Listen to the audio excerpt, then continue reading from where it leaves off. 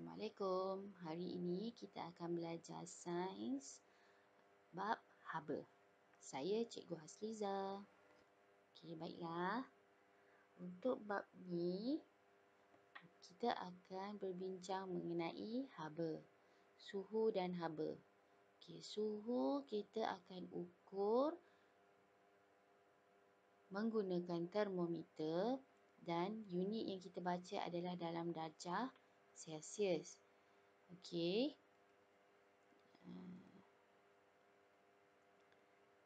Sekejap ya. Okey, darjah Celsius Darjah Celsius kita kena tulis macam ni. Okay, disukat menggunakan termometer dan apakah maksud suhu? Suhu adalah sukatan darjah kepanasan sesuatu objek. Kita nak tahu berapa tinggi kepanasan dia. Kita akan guna termometer dan kita akan baca dalam unit darjah Celsius. Okay, teknik menggunakan termometer. Yang pertama, pegang termometer secara menegak pada batangnya, bukan pada berbulinya. Okey, kamu tahu macam mana rupa termometer kan? Okey, jadi dia ada berbuli dekat bawah tu. Jadi kamu tak boleh pegang kat situ. Okey, rendamkan termometer ke dalam air panas tanpa menyentuh bawah bikar. Biarkan dia terapung dengan tangan kamu yang memegangnya. Jangan letakkan macam kamu letak straw dalam cawan tu kan? Tak boleh. Jadi kita kena tunggu sehingga paras merkuri berhenti bergerak. Katakan kamu letak termometer dalam air panas, kamu akan nampak merkuri dekat dalam termometer tu bergerak. Okey, kamu kena tunggu sehingga merkuri tu berhenti bergerak, baru kamu boleh ambil bacaan. Okey, selagi dia bergerak maksudnya termometer tu tengah mengesan darjah kepanasan. Okey, cara nak baca pula, laraskan kedudukan mata pada meniskus merkuri ketika membaca bacaan. Mata kamu perlu berada lurus, okey, pada merkuri. Tak boleh daripada atas ataupun bawah. Okey, panas dan sejuk. Okey, haba adalah suatu bentuk tenaga. Kita dah belajar masa bab 5. Objek dan bahan akan menjadi panas apabila menerima haba, manakala akan menjadi sejuk apabila kehilangan haba. Jadi kamu perlu faham kenapa objek tu panas, sebab dia menerima haba. Okey, dia akan jadi sejuk apabila kehilangan haba. Okey, selalunya soalan akan tanya kenapa, mengapa, inference dia mengapa. Okey, apakah inference terhadap pemerhatian tersebut? Kamu akan jawab kerana objek menjadi panas kerana ia menerima haba. Dia akan menjadi sejuk apabila kehilangan haba. Okey, haba mengalir dari bahagian yang panas ke sejuk, bukan dari sejuk ke panas, panas ke sejuk. Okey, pengembangan dan pengecutan bahan. Sesetengah bahan atau objek akan mengembang dan menguncut apabila menerima atau kehilangan haba. Okey, objek atau bahan akan mengembang apabila dipanaskan ataupun menerima haba. Okey, maksud dipanaskan tu maksudnya dia menerima haba lah. Objek bahan akan mengecut apabila disejukkan atau kehilangan haba. Okey, contoh pertama yang kat sebelah kiri ni, berbola besi boleh dimasukkan dalam gelung ni. Nampak tak gelung ni? Okey. Berbola besi dapat melalui gelung besi sebelum dipanaskan. Okey. Lepas dipanaskan, apa akan jadi? Tak boleh masuk sebab dia dah mengembang. Bila dah mengembang, dia tak boleh masuk ke dalam lubang. Dia dah semakin membesar. Okey, ini salah satu eksperimen untuk menunjukkan pengembangan sesuatu objek apabila menerima haba. Okey, berbola besi dipanaskan. Lepas tu, berbola besi mengembang dan tidak dapat melalui gegelang. Apabila kita biarkan sejuk, berbola itu akan mengecut kembali sebab dah kehilangan haba dan boleh melalui gegelang besi itu kembali. Okey. cecair juga mengembang apabila dipanaskan. Tadi kita cakap pasal objek, iaitu besi. Sekarang kita cakap pasal cecair. Jadi, boleh ke cecair ini mengembang dan mengecut apabila dipanaskan? Boleh. Apa eksperimen yang kita boleh buat? Apa eksperimen yang kita boleh gunakan untuk membuktikan cecair boleh dipanaskan? Okey. Satu salur kaca diletakkan dalam kelalangkun. Okey, dan kelalangkun tu diletakkan dalam bikar.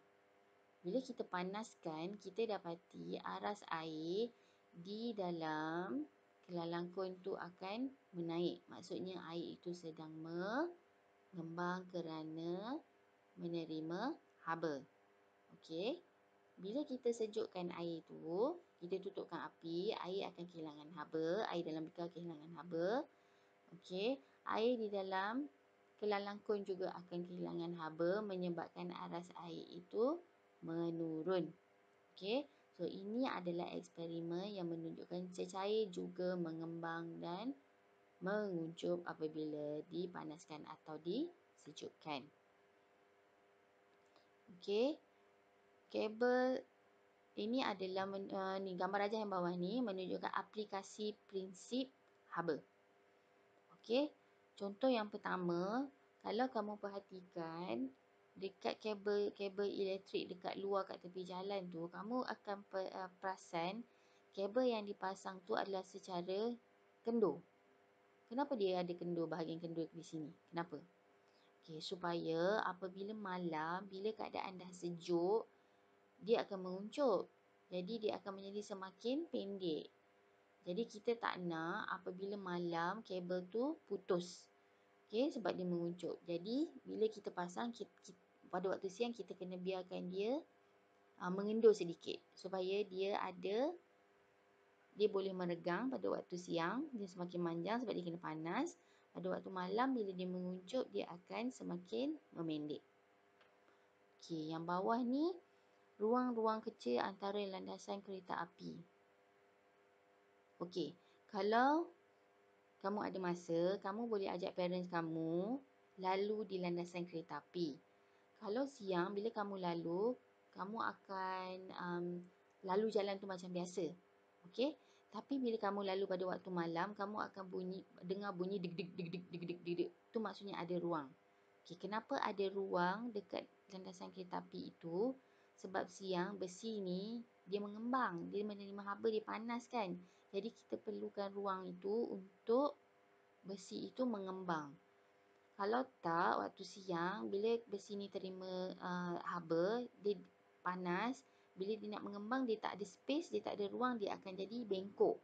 Bila dia jadi bengkok, landasan tu akan rosak. Ya? Okey. Gambar yang ketiga, contoh aplikasi prinsip haba adalah ruang-ruang kecil antara kepingan-kepingan bata atau konkrit. Okey, kamu perhatikan dinding kamu ada ruang-ruang kecil. Kenapa? Sebab batu-batu bata ni siang dia mengembang, dia menerima haba. Panas kan, cuaca kita panas. Jadi bila dia mengembang, dia perlukan ruang untuk mengembang. Kalau tak, batu tu, kepingan-kepingan bata tu boleh pecah dan merosakkan dinding kamu. Okey, yang ini kamu boleh cuba di rumah. Kamu ambil botol, tutup dengan ketat. Okey. Ataupun cari botol-botol yang baru, kamu beli chili sauce ke. Okey, dia baru susah nak buka kan. Jadi macam mana cara yang senang untuk kamu buka? Kamu rendamkan penutup botol itu dengan air panas. Bukan the whole bottle, tapi merendamkan bahagian penutup saja dalam air panas. Kenapa? Sebab kamu kembangkan botol tu. Kembangkan tudung dia. Bila kembangkan tudung dia, jadi dia ada ruang, kamu senang nak pusing dia. Okey? Okey.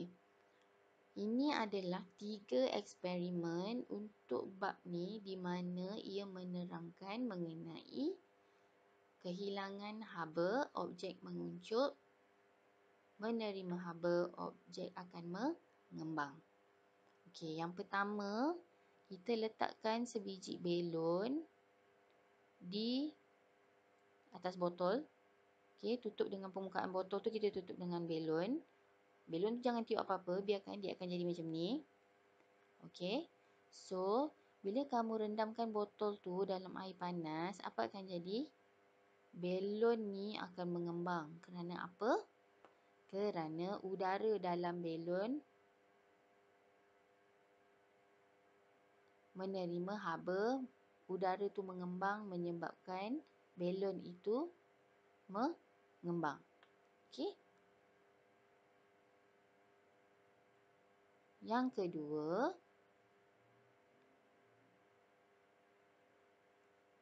radas kelalang yang dipanaskan dialihkan dari api. Kamu dah panaskan kelalang ni, kelalang kon ni. Okey, dan ada air tadi. Yang ni macam saya dah explain tadi. Okey, bila kamu tutup api, tengok dia kata dialihkan dari api selama 15 minit. Jadi, air tu dah kehilangan haba menyebabkan pemerhatian dia adalah paras air dalam penyedut minuman menurun. Apakah sebabnya? Apakah inference-nya? Kerana air menguncup apabila kehilangan haba. Okey. Radas, berbola besi dan gegelung yang dipanaskan dialihkan dari api. Dah panaskan, alihkan. Okey, mula-mula kamu tengok ni tak boleh masuk. Okey, yang first ni tak boleh masuk. Sebab tengah panas kan. Jadi bila kamu alihkan daripada api, dia dah semakin sejuk. Okey, tiba-tiba berbola tu akan jatuh ke bawah, masuk ke dalam gegelung tu. Maksudnya dia dah kehilangan haba dan dia dah menguncup. So, ini antara 3 eksperimen yang famous lah untuk bab ni. Jadi, kamu kena faham konsep dia. Kalau dipanaskan, dia akan menerima haba, mengembang. Mengembang akan menyebabkan belon itu mengembang untuk eksperimen pertama. Yang kedua, untuk air, dia akan menyebabkan aras air dalam straw tu naik. Yang kalau berpencal pula, dia akan menyebabkan berbola besi tu tak boleh masuk ke dalam gegelung. Okey. Kalau kehilangan haba, dia akan jadi the opposite around. Okey, belon ni akan menguncup sebab kehilangan haba. Aras air akan menurun juga kerana kehilangan haba. Dan berbola besi berjaya masuk ke dalam gegelung disebabkan dia dah menguncup akibat kehilangan haba. Okey, kena faham betul-betul konsepnya. InsyaAllah kamu akan boleh buat exam. Okey. Terima kasih kerana menonton. Jangan lupa like semua video cikgu dan subscribe channel Cikgu Hasliza. Terima kasih.